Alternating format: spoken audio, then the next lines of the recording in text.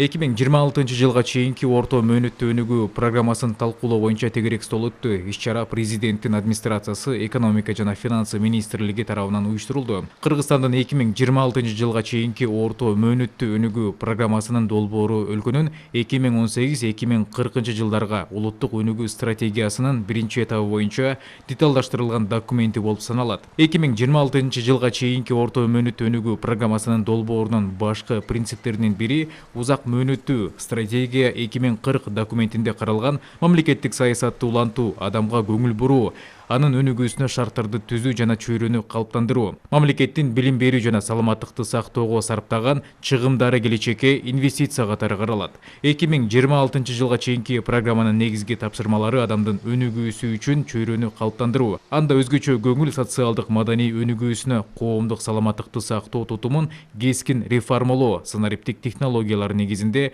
баштапкы медико санитардык жардамды чыңдоо, жерлердеги социалдык кызматты өнүктүрүү, мектепке чейинки билим берүүгө жеткиликтүүлүктү кеңейтүү, билим берүү тутумуна жан башына каржылоону киргизүү, бизнести мектепке чейинки жана мектептеги билим берүүгө тартуу, социалдык, медициналык жана медициналык кызматтарга бурулат.